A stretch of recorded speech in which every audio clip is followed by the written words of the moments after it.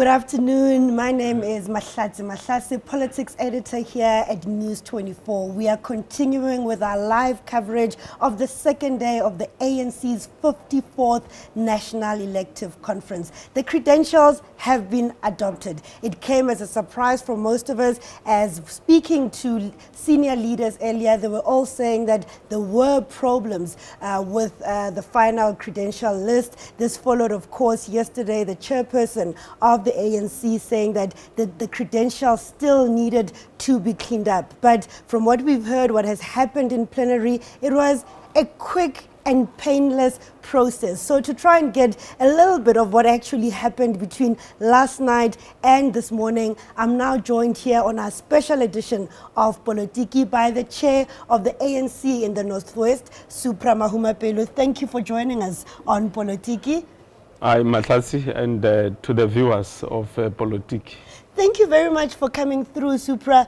What happened? Yesterday, clear problems with the credentials. This morning, it didn't even take 30 minutes. It was adopted. Well, the mistake we make, some of us who are analysts and observers and so on, we think that the process starts here. I think that's the mistake we make.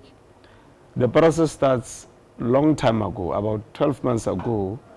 There's been discussions among ourselves as provincial chairpersons. And one of the discussions was, how do we make that we have a smooth conference? I mean, as late as a day before yesterday, we met and said, how do we make sure province by province that we have a smooth conference that is disciplined, that will demonstrate the character of the African National Congress. So that's why the adoptions were just smooth. This morning also we met briefly. And we agreed that if there are problems, we'll have to prevail as the provincial leadership without throttling the delegates, but just showing them the importance of making sure that things go smooth. This morning we called delegates also, various provinces. We think problems as an organization must not result in us collapsing processes of the ANC, because the country is at stake, the image of the African Nationalist Congress is at stake. And delegates agreed that we will have to, where we don't have major problems. Not that people did not raise issues, there were issues raised. At some point it became a bit emotive, but that's what delegates do. But it was smooth, and the majority of delegates approved the credentials. How confident are you that the final credentials accepted are a true reflection of that the people that are here are members in good standing, they were elected by their branches to actually be here? Or are you basically saying there are issues, but for the sake of this conference not collapsing, let's move on? Remember that all the BGMs that took place throughout the country, there was a team of people from Lithuania House who went to verify all the branches throughout the country. They also verified if all the delegates qualify as members of the ANC throughout the country. That's why some of them have been disqualified. In our province, for instance, there's 3 branches disqualified here. They are now observers, right? Every province has got a certain number disqualified. Others were disqualified before they came here. A team of NEC members was also sent to all the provinces 4 or 5 weeks ago, and they looked at what are the disputes, and the disputes were resolved.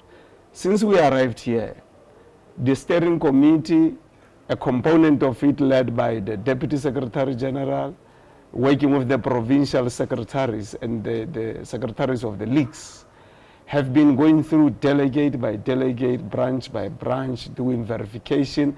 The reason why we couldn't adopt the credential yesterday, we said go and do the finest combing of the credentials, because we had also heard from some sources that there are people who are preparing to go to court to interdict a conference. So the best way was to make sure that the process is clean, but also not to impose it in plenary. That's why it was presented and it was thoroughly debated. Those who were opposed were given space to raise whatever concerns they have, and it was then resolved among all of us. So it's a long, protracted process. Let's talk about your province. I mean, we have put it that Northwest has lost 92 voting delegates with this final credentials that have been adopted. That has to be a big blow for you. Well, currently our final tally is 445 delegates. That still puts us among the biggest provinces bringing delegates here.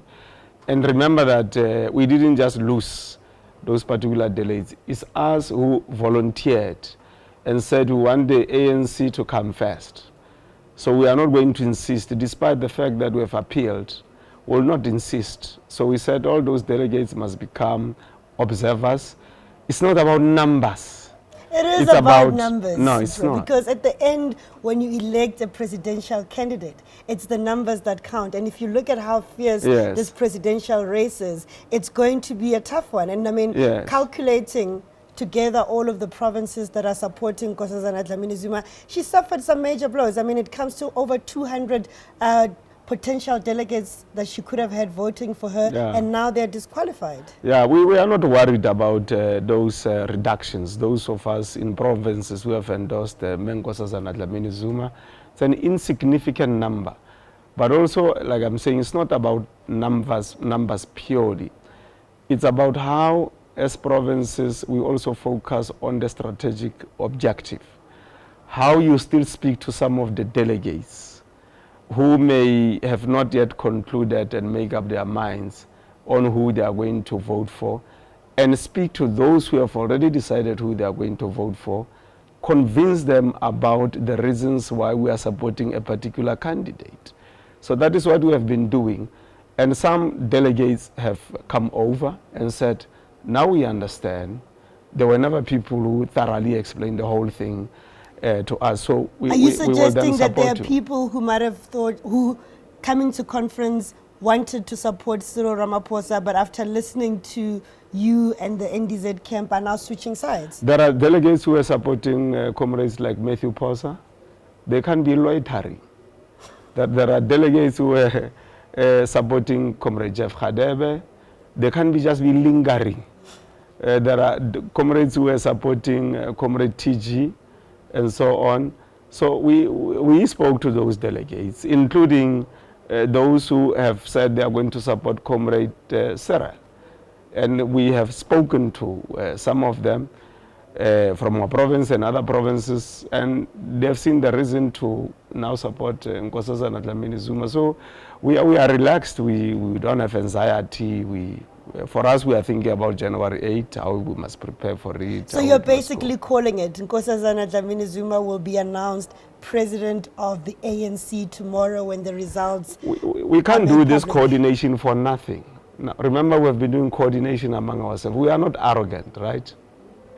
We are going to triumph, but we are not triumphalist. So we'll still be humble as people who are going to emerge from this particular conference. So you must expect a margin of not less than 700 in favor of Nkosazana Dlamini-Zuma. What if things go against you? Are you prepared to work under It's not for the Deputy first President time. Cyril Ramaphosa? We are.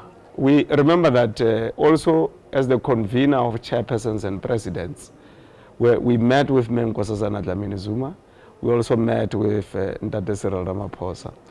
And to both of them we have said, we are going to work with any one of you who is going to be elected, and that is going to be immediate. Tomorrow when the results are announced, we are going to immediately have a meeting with the new president and have an immediate meeting with the one who did not make it. Immediately, we have already agreed with them. We met them, and that is agreed between us and them.